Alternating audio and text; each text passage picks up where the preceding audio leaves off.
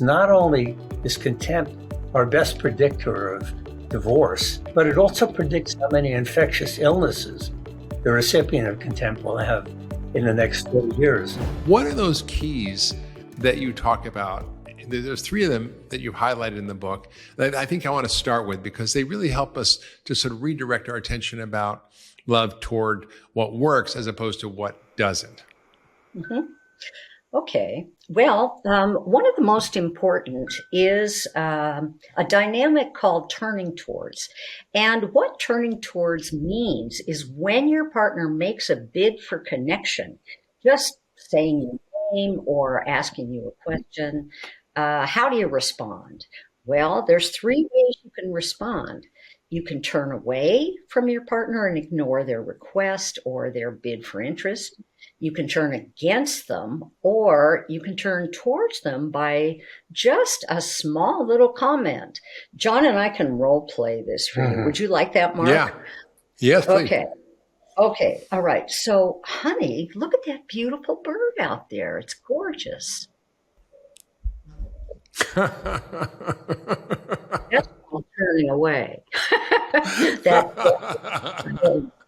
I can see that. For people just listening and don't see it, he basically picked up his coffee, turned his head the other direction, and had a sip, and it completely ignored what Julie had to say. This magnificent comment. Okay, let's try it again. Honey, look at that beautiful bird outside the window. Be quiet. I'm trying to concentrate on it right now. God, give me a break. Okay, so that's turning against. It's responding to your partner's bid with hostility, right? That's what he was doing there. Okay, now let's do it right. Wow, look at that beautiful bird out there. Whoa, yeah. Isn't that neat? Yeah. That's all it takes. Yeah. It's so a little bit of validation. Yeah, exactly, Mark. I mean, it's one of the simplest things that couples can do. And what we found in our love lab, it was amazing in the research, is that the couples who were successful 6 years down the road turned towards each other 86% of the time. Wow. 86% of the time. The ones who were not successful 6 years down the road, 33%. Wow. 33%. So, huge difference. That's how much difference that little one word or two word answer can make, as well as really turning towards each other when you have a essential need, something important to you.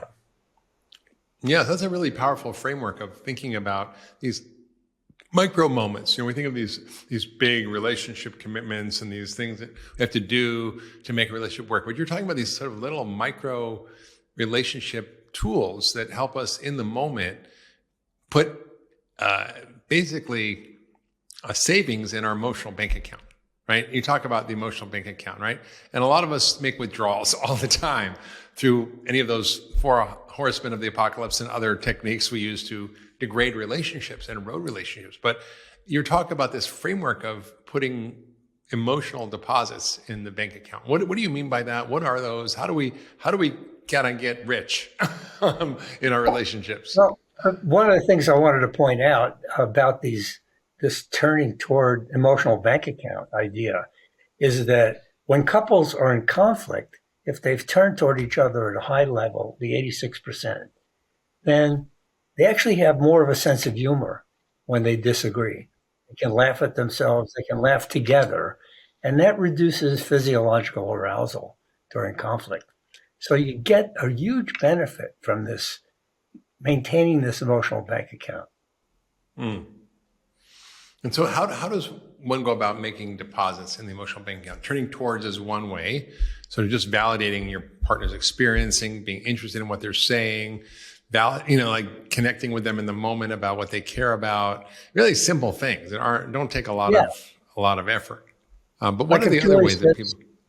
Yeah, Julie says, "Oh, I just had a really disturbing dream about my mother." I can say, "Oh, that's interesting," or I can say, "Tell me the dream. I want to hear it." So by doing that and listening to it, I'm really turning toward in a much bigger way. And so that whole idea of turning toward is just the opportunity to connect is what's important. Yeah. Let me continue, Mark. You asked about other ways that couples can build that emotional bank account. Well, another really easy one is giving your partner a compliment, saying something that is affirming to your partner. Mm-hmm. For example, God, you were so funny last night. Or, of course, there's always, you look so hot today, Mm-hmm. naturally. But you can also just say, I thank you so much for going and picking up the dry cleaning. You're Mm-hmm. really so kind to me sometimes. So, it's looking for what your partner is doing right, not just what your partner is doing wrong, and saying thank you and paying your partner a compliment. We do that a lot, right? During courtship, we'll always give compliments in those early months. But how about 20 years later? You think my partner doesn't need it. They know I love them. It's no big deal. Yeah. Wrong. They don't. All Yeah. of us have this little teeny seed of insecurity in us, most of us. And it helps to soothe that when our partner gives us some kindness, some positive affirmation. It makes a big difference. Yeah, that's a really helpful framework, as most of us tend to be looking for what's wrong and pointing it out instead of looking for what's right. And when things happen that are right, we don't often take the time to acknowledge them, to appreciate them, to verbalize them. And what you're saying is that goes a long way towards building your emotional bank account with your partner, so that when things do come up that are more challenging, you kind of have reserves to deal with it. And it also kind of enriches the relationship in real time. Mm-hmm. Yeah, there was a really interesting study done by two women, Robinson and Price, in which they put observers in couples' homes just to count the number of times people were nice to each other and considerate. And they found that in unhappy couples, they missed 50% of the positivity that was actually there. So that's an important thing. If you're catching your Wow. partner doing something right and have that habit of mind, you're going to see that they're actually a lot nicer to you than you think they are. Yeah, that's so true. What if your partner doesn't do that? Like you go, hey, I just had this dream, or gosh, I want to share with you something I'm excited about today, or I had a really tough moment at work, and your partner doesn't respond by turning toward you. How do you handle that in a relationship? Or maybe like even when it's worse, when it's like negativity or turning against. I think the best thing to do is to do what we call a soften startup. And what that means is to say what you feel about what and what your positive need is. So here's the way that might sound. Honey, I've been feeling kind of invisible when I make a comment to start a conversation with you, and nothing is said. So would you please just respond to me? Let me know that you hear me. You can just say, at least that tells me that you're involved, you're engaged. And that would make a big difference to me. And then your partner ought to respond by saying, good point. Right. Yeah. And what if they say something nasty? Like in the book, you say, your partner wants to pick a fight. Like, oh, it wouldn't occur to you to make dinner tonight for once, would it? Like that's kind of a passive aggressive, nasty way to communicate. Mm-hmm. Yeah, that's actually contempt that you were demonstrating there. It's sarcasm. It's got a cutting edge. That's called contempt, one of our four horsemen. So the way you might respond to that is to say, Sally, that felt like an insult. Can you please say that in another way? That felt abusive, if you would say that to your partner? That felt like an insult. Oh, like an insult, yeah. Yeah, not abuse. That felt like an insult. Would you please say that another way? So basically, you're saying what you felt. You're not incriminating the partner. For example, your alternative might be to say something like, "You're so mean. Why would you say that? You're so Yeah. mean." Boom. There's the criticism. That's not going to help. That'll just threaten your partner further and create more conflict.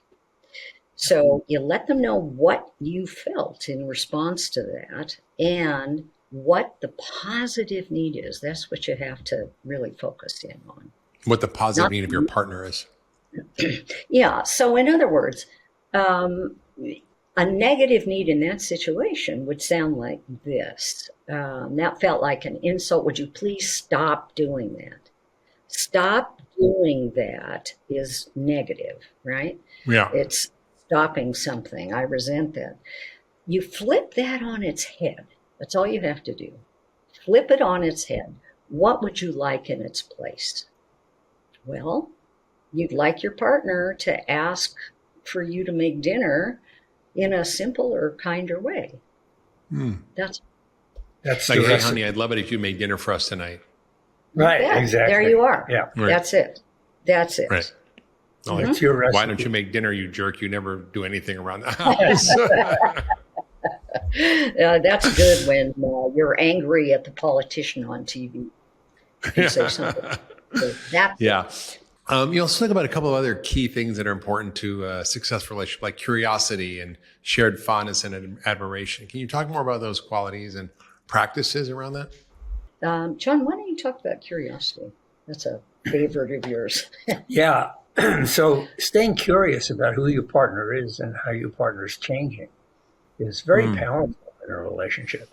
So asking these open-ended questions that, take time to answer. Like, I've noticed you kind of stressed out about your brother lately. What are you thinking about that? I know you're upset about it. So I'd like to hear more about what you're thinking about doing, about your brother, and tell me more about what's going on and what's on your mind. So that kind of curiosity really winds up leading to a very interesting conversation, where I can really listen to her and understand what she's worried about, what she's planning to do today. And I can kind of stay in touch with her worries and her concerns. Yeah, let me say a little more about that. Again, if you go back to when you first met during that dating period, well, we tend to ask lots of questions like, how come you chose that field of work? Mm-hmm. Or, what brought you to Seattle? Was there a particular reason you came here? Et cetera. So open-ended questions are questions that, of course, have a great big answer, not a one-word answer like, what's your favorite color? Purple. No, they're much bigger answers. And people think that after they've committed to one another, they're married, maybe they have kids, they're busy, they don't need to ask those questions anymore. They think they know the answers. But Mark, just like all of us, we all evolve over time, change over time. And because of that, it's important to ask those big open-ended questions, sometimes as much as once a month or once every 6 months, once a year. John and I have this lovely ritual of connection where we go on an annual honeymoon every year. When our daughter turned 8 and went away to summer camp, we figured we should go to camp too. So we went to camp. This B&B up in Canada, fell in love with it, and we've gone there every year since, except for COVID. So each time we go, we take a deck of cards. Each one has an open-ended question on it, and we answer all those questions. And inevitably, the answers change year to year. Yeah. Yeah. That's a beautiful framework for thinking about relationship, which is staying curious about who your partner is, what they care about, what matters to them, what changed over time. And I think, the art of asking questions is much harder than people realize. And yet, just think about yourself. Like when someone is curious about you, when they ask you questions about who you are, what matters to you, deeper questions, not like where do you live and where you're from and what's your job, but like really profound questions, you feel seen, you feel cared about, you feel loved in a way that is really important. And I think, you're right. In relationships, we tend to go, oh, I know who my partner is. I don't have to ask so many questions anymore. And that's really the beginning of the end in a way, because you lose the current moment reality of your love, and you're stuck in some past story and don't evolve. So that's a really beautiful kind of, I would say, principle, in addition to turning toward somebody, being very curious about where they're at. And I find this with my partner now. I'm always curious about where she's at emotionally, what's going on in her work, what's going on with her relationships, what she cares about, what she's interested in. And she's the same way with me. And I answered those questions. You have this quiz online. We can kind of put the link in the show notes to the quiz, which is a free quiz by 22 questions. And I was sort of surprised by a lot of the questions, because they were about like, do you know who's upsetting your partner right now? Do you know like what things are making them happy? Do you know, like, it's like, how well do you know the current reality and state of the, emotional, intellectual, spiritual life of your partner? And I was like, oh, that's fascinating, that those are the qualities of relationship that determine success or failure in love. And I was like, oh, I get it. Yeah. And, Mark, one thing we can offer your listeners is a free gift. If you go to the App Store and type in to the search function Gottman card decks, you can download a free app that is filled with questions like that. Oh, okay. Yeah. Well, I know what I'm doing right as soon as this podcast is over, because I always think of great questions, but I think, some of us, it's hard to think about those questions and things that open up our relationships. And, like the other night I said to my partner, I said, so tell me something I don't know about you. And, and it was just a great question. She's like, I have to think about that. And so we had a really beautiful sort of an hour-long conversation. And just a simple like opening kind of invitation to show your partner, one, that you care, that you're interested in who they are, and that you're not in a fixed view of that relationship. That's a really beautiful framework.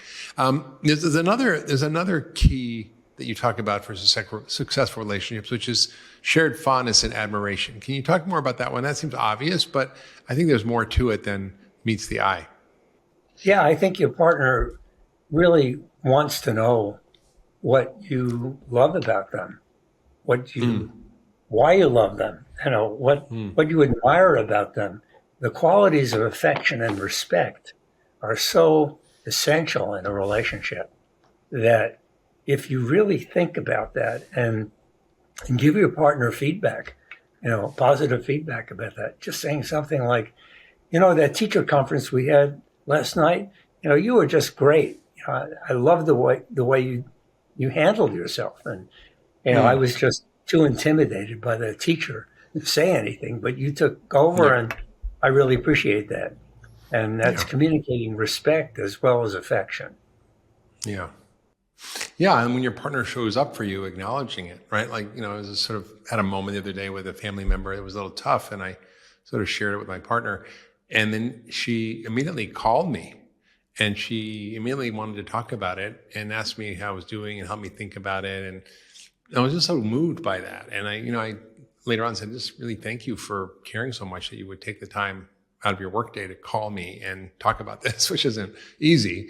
And I was like, wow, that's really remarkable, And it's those simple things that are really critical to relationships. Yeah.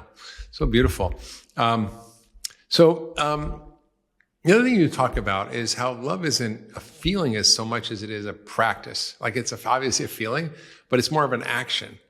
So how do we think of love as a practice or as an action? I mean, John Mayer has a great song, "Love is a Verb," right? Love is a verb. And I love that song. But how do you think about that in terms of your work with couples? Oh, gosh. Well, especially in our work with couples, we see couples who have stopped showing each other that they love each other. They don't show it at all. They continue to coexist, cohabit, maybe parent the kids together, do the chores together, do the checklist, dividing it up. But nobody really knows how the other person feels. There's no sign of love other than cohabiting. We think about falling in love. We think about Walt Disney love. We think about, oh my gosh, it's that feeling that, leaves stars in the sky and the moon is brighter. And, there it is. That's the feeling. But what do you do with the feeling? You have to do something with it. Emotion is something that is harbored inside of you, right? It's inside of you. And unless your partner is a mind reader, they're not going to see it, right? They're not going to see it. They're not going to know it. And so, I love the way the Dalai Lama talks about compassion, about care, about kindness. There are a million billion ways of showing love, from words to actions to affection, touch, little gifts, just acts of kindness that are so important. Let me give you an example. When I, for example, come home from work and I'm absolutely exhausted and it's my turn to do the dishes, sometimes John will say, honey, you look so tired. Why don't you go just sit down and read and I'll do the dishes? Well, wow, that may seem trivial, but it isn't. It's an act of love. What's it composed of?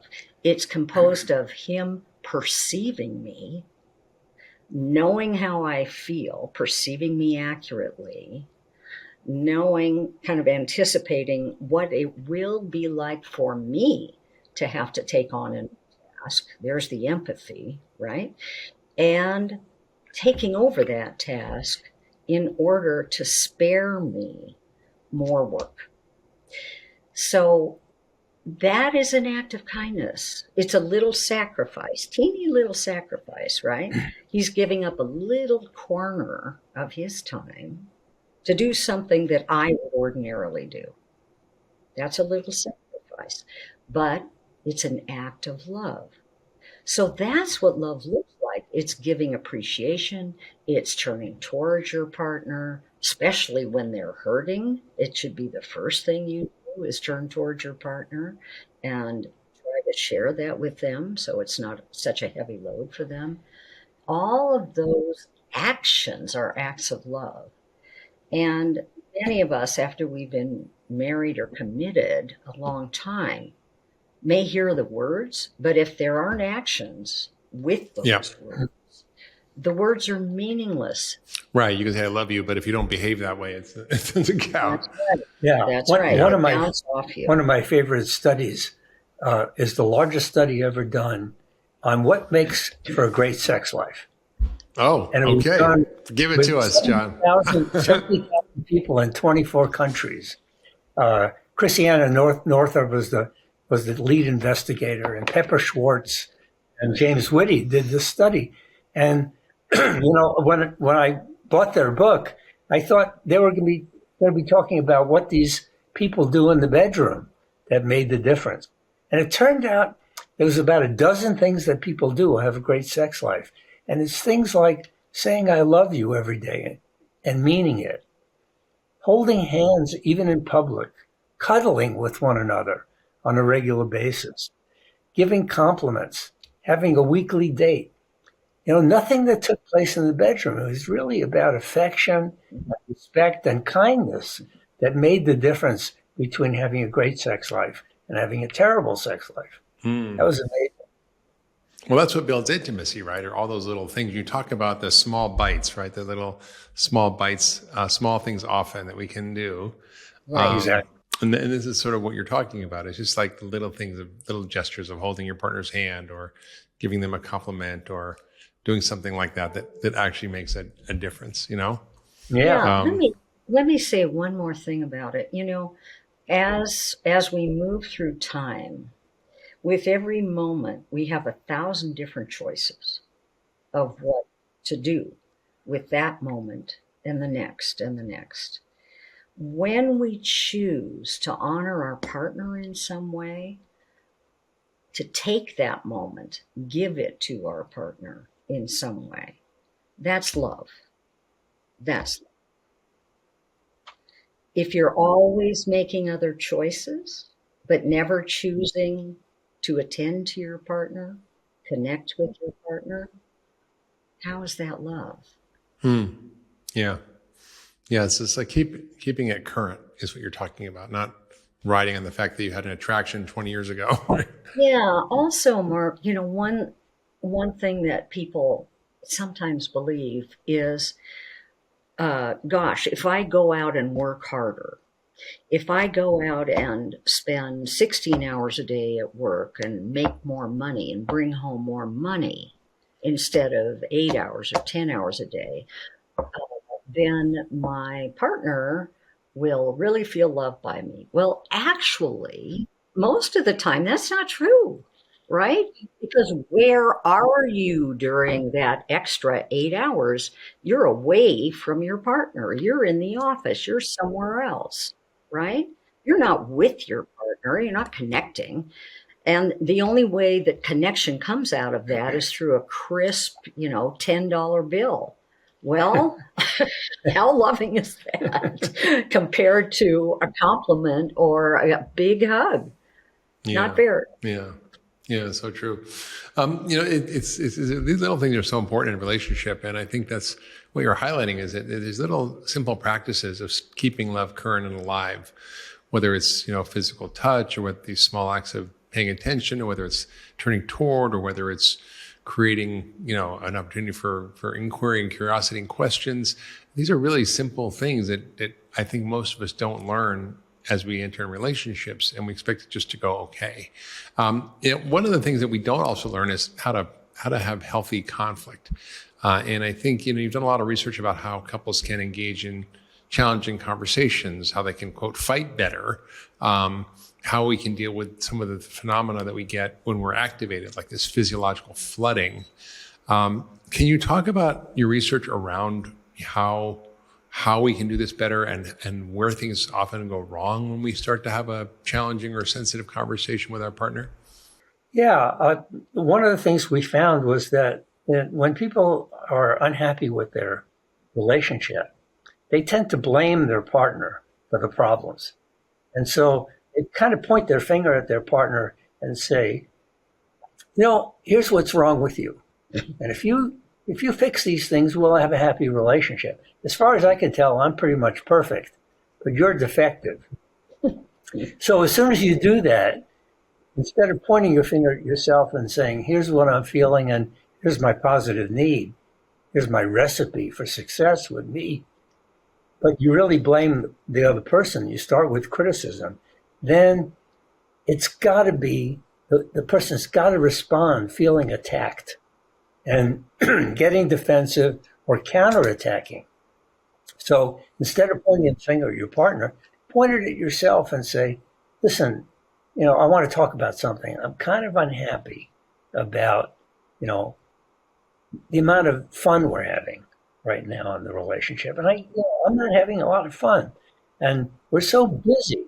Is there some way we can just enjoy life more and just, not work so hard and have time with each other, on a weekend, say, maybe we can take one of those ferries in Seattle and just see where it goes. Let's do more of that. Would that be okay with you?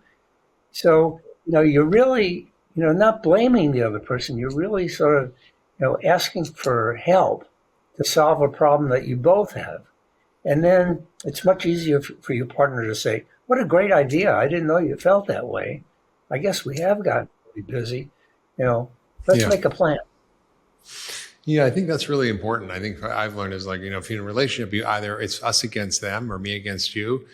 And what I found is that, if you can, understand that whatever comes up as a conflict or as a stress or as something, that it can be an opportunity to actually look at it together as a team, as something that's like a third entity outside of you. Because it's like, if it's just relational, it's really hard. But we're all going to get triggered.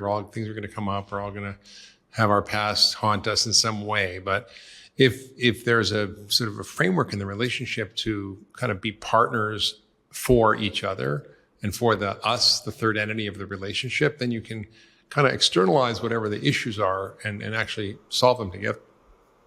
Yeah, our friend Dan Weil, who died a couple of years ago now, called it solving the moment. Instead of trying to solve the whole relationship, sort of, how do we collaborate in this moment? The problem is like a soccer ball that we're kicking around between us, rather than the problem being her or me, but it's a problem we have together. Then we solve the moment and figure out how to collaborate with one another to deal with this problem. Mm. Yeah, there's another important piece to this as well, which is it's really important to understand what's beneath your partner's position on an issue before you What's the move subtext? It. What's the subtext? And that subtext can be very deep. So it really helps if one person acts as a listener, the other as a speaker, and the listener simply asks the partner some deeper questions about that person's position and just listens, doesn't bring up their own point of view, just listens until they have a much better understanding. And those questions might include things like, are there any values or ethical guidelines that are part of your position? Is there some history or childhood background that's a part of your position on this issue? What makes this so important to you? What's your ideal dream here? If you could have things in any way you wanted them to be, what would they look like? And is there an underlying purpose here for having things look the way you would like them to be? So asking those big questions that really helps you kind of get down in the kind of subterranean regions beneath your partner's position. You come out of that exploration with much more understanding and almost always more compassion. And both people need to take a turn as speakers. Yeah. This just reminds me of Stephen Covey's principle of seek first to understand and then be understood. And so we don't actually have a very good culture for active listening. We don't get curious. We don't pause our own internal narrative. We don't stop the reactivity in our own minds that wants to justify, explain, defend, or accuse the person who we're talking to, who we love. And that's a very tough thing to learn. It's like, think about like weightlifting. If you want to like lift weights, you can't start with like doing, 200 pounds. You got to start with 10 pounds. And I think in the same way, this is like a very tough practice. What you're saying sounds simple, but to actually have a conversation with someone when you're activated, when they're emotional, is really challenging. And I think that's a skill that you can learn. And it means pausing all of your own internal narrative, all of your own projections, all of your own justification, all of your own reasons. And what you said is just so important, because what you highlighted, I think, deserves underscoring, which is that something underneath is causing the external reaction. So something in your partner's psyche, emotional history, their beliefs, whatever it is actually triggering them. And you can relate to the thing up here, or you can actually get to the real issues which are under there. And I think that's a really tough thing for couples. But if couples can master that, then all of a sudden there's like this just profound understanding and in intimacy that gets created in that process. Yeah, that's exactly right, Mark. You said it really well. You mentioned something else that I think is very important to include here, and that's reactivity. So what we found in our research is that two people could be sitting across from each other having a conflict conversation. And because John was measuring heart rate, other physiological responses, they could look as calm as can be. And yet their heart rate, one of their heart rates might be over 100 beats a minute. Yeah. And what that means is that person is experiencing their partner as a saber-toothed tiger about to attack them, right? And so they've gone into fight or flight or freeze. And when that happens, your whole body is activated. Your breathing is more shallow and rapid. Your blood pressure goes up. Your heart rate goes up. Your body is a mess. And the blood in your brain that normally would be nourishing the parts of your brain that make decisions, that listen well, that think creatively, that part is drained of a lot of blood. It's all going back into the part of the brain that helps you run away or fight. That's fight or flight. And you need that part of your brain to be able to problem solve. So what do? In that time, when you feel so activated that you can't even think straight, you don't know what your partner's saying, it's time to say to your partner, let's take a break. I'll be back in 1 hour and we'll continue the conversation. So you take a break, but important, you say when you'll come back to talk so your partner doesn't feel abandoned. And then what do during the break? Don't think about the fight. Don't think about it. Don't think about the best thing to say. Because if you keep thinking about it, don't amass your arguments, right? Yeah, that's right. You'll stay activated, and that's a problem.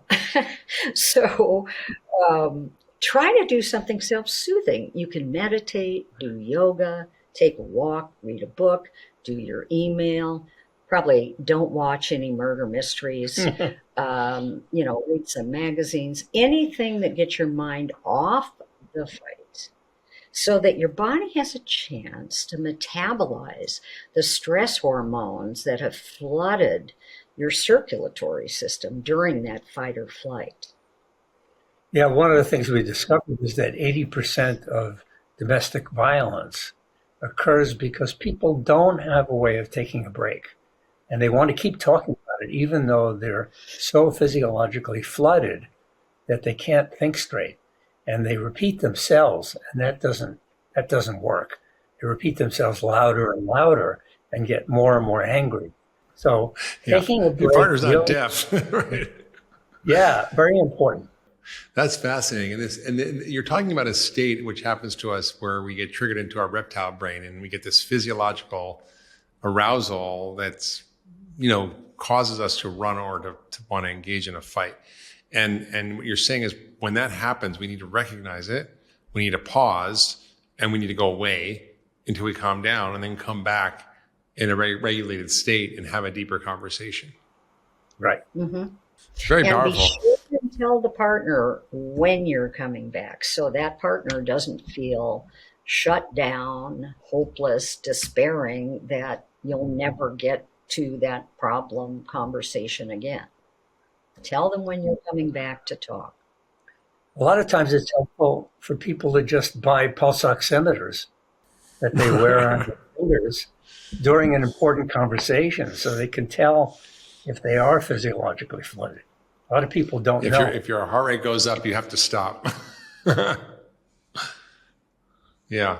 But it's powerful. I think part of the practice too, though, is being able to comfortably sit with whatever is happening. And that's, I think, through meditation and various mindfulness practices, we can learn to observe the biological reactions that are happening in our bodies and not engage with them as real. And that's a practice. But I've noticed myself, like I'll get in a relationship conversation and then I'll feel activated.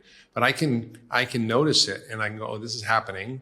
Okay, I'm going to breathe. I'm going to calm down and I'm going to be present despite this flooding, you call it. And then it calms down. But it's a hard thing to do in the moment. Mm-hmm. Hmm. Right. It takes practice. It takes kind of a discipline like meditation practice or mindfulness to be able to do that. And a lot of people can't do that. And that's really okay. It's all right. Our bodies are built to sense attack and to respond accordingly. So, until we can learn how to do that self calming very quickly, best to take a break. Yeah, for sure. And so, you talk. I want to sort of come back to this is 4 horsemen of the apocalypse, and I want to talk about your love maps because I think that's an important part of what you've been sharing in your new book. You talk about contempt being the most important predictor of divorce. I'd love to hear more about it, what the research shows, and how it affects our both physical and mental health. Because I think I've experienced that before in a relationship, and it was the worst. And it's like when your partner is disgusted with you, or has contempt for you, or is sarcastic towards you. It's kind of one of the worst forms of kind of relationship trauma, I would say. And can you talk about what that is and why it's so common, and how do we handle it, and what do we do about it? Yeah, contempt is kind of a universal thing. Everywhere on the planet, there are ways in which people are scornful and act superior to other people. The French are very good at it. The British do it in their parliament. Contempt is something that happens everywhere on the planet, but it has no place in a love relationship. And one of the things we found was not only is contempt our best predictor of divorce, but it also predicts how many infectious illnesses the recipient of contempt will have in the next 40 years. And 2 researchers, Kiko Glaser and her husband, Ron Glaser, took small bits of blood from couples while they were having a conflict discussion. And if you measure the amount of cortisol and adrenaline in their blood, that predicted whether they would stay together or divorce 10 years later. Wow. And, and what creates that secretion of adrenaline and cortisol? It's contempt, it's criticism, it's defensiveness, it's stonewalling. It's those 4 horsemen of the apocalypse, and particularly contempt, that lead to the secretion of these stress hormones and degrade the immune system. Even in a half an hour conversation, the immune system doesn't function as well. Natural killer cells are not as effective. T cells and B cells are not as effective at dealing with an antigen. And so you can actually observe the decline of the immune system as people are talking to one another. So we know what makes people get sick are these 4 horsemen, particularly contempt.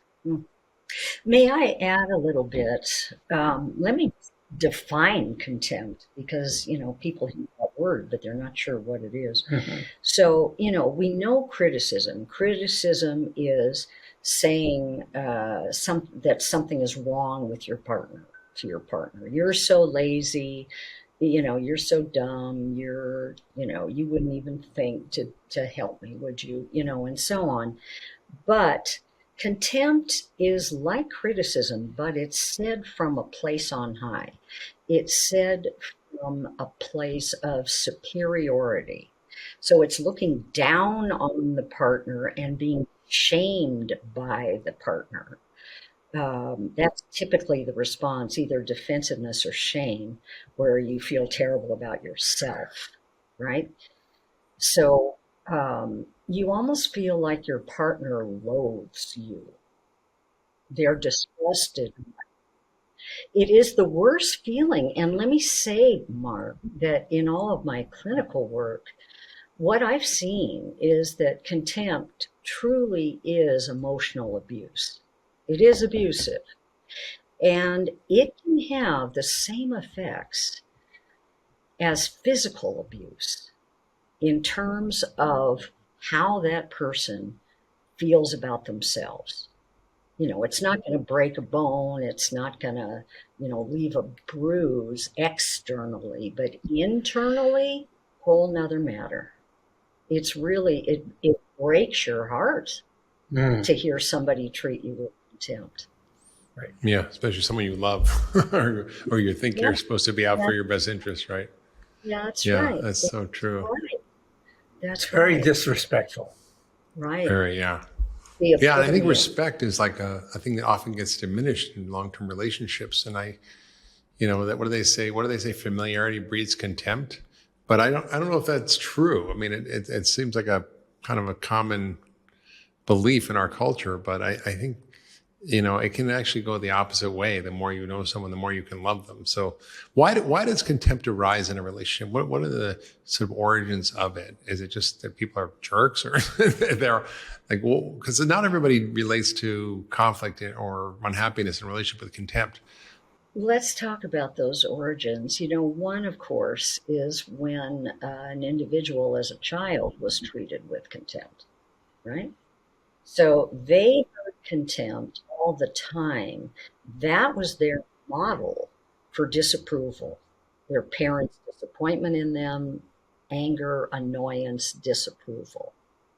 So they picked up, that was normalized in their life as kids. And so they think that language is fine. And they spew it out in their other relationships as well. So that's one source of it. Another source is when somebody feels really, really inferior. Something has made them feel inferior, whether they did poor in school or I don't know, they got fired from jobs, they failed in a lot of relationships. They feel inferior themselves to other people, but that is accompanied by shame. They feel ashamed, but they don't want anybody to see that they're inferior. So they act superior instead. They act superior to make sure nobody sees that they're inferior. Yeah. So it's their own lack of self-worth and self-esteem that, it's like, we saw that with our last president would put people down to make himself feel better. And I don't think that's a great strategy for building a relationship. Sometimes contempt also comes from people hurting so much that they want to hurt back. They want to strike. To let the other person know how deeply hurt they are. They want to make that person hurt as much as they hurt. So it may come out of that as well. Sometimes it's just a bad habit. Sometimes it's also desperation. It's desperation. They may feel so unheard, invisible, unimportant, ignored, that they feel like the only way they're going to be able to get listened to is with a club over their partner's head. And so, they escalate to the harshest expression to say, wake up, hear me. But unfortunately, it sabotages the partner hearing them because it just shoves the partner away. It makes the partner want to escape because it's so painful to the partner. Yeah, so we often try to get what we want and we do it in the wrong way and we end up getting the opposite.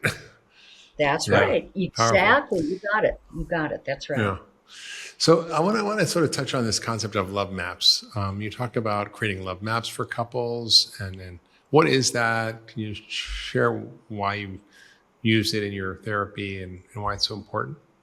Yeah, one of the things that we discovered is that some people really know their partner very well.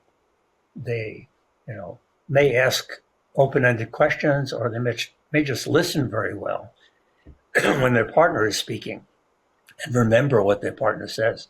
So they have kind of an internal roadmap of their partner's life, their partner's inner life, what stresses their partner out, what they're upset about, what they're happy about, what they're joyful about, what they're thinking about, what's on their mind. And a lot of times when people don't have a love map, they don't have that map. They just haven't learned that it's important. They haven't acquired the habit of asking these questions and remembering the answers. And so, part of that app that I told you about earlier that your listeners can download for free It has 100 questions you can ask a man, 100 questions you can ask a woman about their erotic world. What turns them on and what turns them off. And, a lot of times people don't know. They haven't asked. So, when you tell people about building a love map and you give them some of the questions as examples, they just go ahead and do it. And their life changes automatically because now you know what's inside your partner. Now you have an appreciation for what your partner is going through. So it's really one way of building love. It's part of that practice to build that love map and update it periodically, especially on a date. So, and the app that you say that the App Store helps you to kind of create that love map? Yes, exactly. And what's the app called again? It's just type Gottman card decks. That's amazing. That's amazing. So we talked about the ways that relationships can be built, the way they could break down. You kind of learn so much about relationships, and so if people are struggling, what is a way to kind of improve relationships in a very short time, like a week or less? Like how do you work on creating these sort of connections that are meaningful with your partner? Read the book, The Love Prescription. 7 days, right? 7 That's days. right. So it gives the book. Yeah, the book gives you, a little thing to do differently every day for a week. And it only takes, a few minutes, 10 minutes maybe, something like that you do every day that probably is something a little new, a little different in the relationship. So it would be an interesting experiment to see how you feel about the relationship before the week begins, and then follow the prescription at the end of the week, see how you feel. Did it make any difference? Even the slightest bit of difference? Which particular hint of something different, which thing that was different, made the most difference? Mm. Then So what practice. worked, what didn't work? Yeah. Exactly. Yeah. Mm. Yeah. It's so beautiful. It's so beautiful. I want to sort of finish by asking a couple last questions. One is, what's your number one relationship hack? I mean, you've learned so much about how people work together or don't. If you kind of are asked, what is that one relationship hack that's so powerful? What is it? Ask your partner what they dream about, and not nighttime dreams. I'm talking of course. about longings, yearnings. What do they yearn for? What do they dream of doing, accomplishing, experiencing? What's their dream? And then do everything you can to help support that dream coming true. Yeah, that's a great one. My relationship, when your partner's upset, the world should stop and you should listen. So don't walk away when you see your partner upset. Just make it your priority to say, what's going on, baby? What's on your heart? What's on your mind? Talk to me. I'm listening. I'm taking notes. And be ready to listen, even if you don't like what they're going to say. Right. That's right. And take notes. That's what helps me. That's beautiful. Now, you've been married over 35 years. That's a long time. And you've managed to create a healthy, current, happy relationship. What are your tricks? What are your hacks? What are your learnings from all this decades of research and being in an actual relationship together? So let me tell you, Mark, in our first 2 years, before we did, the research theory, before we did the interventions, oh my God, we fought all the time, major conflicts. I was constantly walking out the door. He was walking upstairs, it was just a mess. So, what we did is we adapted into our relationship the things we were learning in the lab, and we practiced them religiously. We practice them as much as we can. That doesn't mean we're gurus. That doesn't mean we do things perfectly. We make mistakes constantly, all the time. But we're making repairs also. We're coming back. We're saying, I'm sorry. Let me say that a different way. Or, oh my God, I was in such a bad mood. How was that for you? Yeah. etc. So we're constantly, we're all human beings and we're all in the same soup, right? But these methods or experiences that couples have that we saw in our lab, the way they deal with conflict, the way they sustain their friendship, the way they create a deeper sense of meaning and purpose, those are all things that we try to practice Right. as consistently as possible. And so far, it's worked. So far. I like that, so far. If you love that last video, you're going to love the next one. Check it out here. There is one relationship that has really undergone an extreme makeover, and that is our romantic relationships. We expect more from them than we ever have. It's an unprecedented set of expectations that we bring to modern love.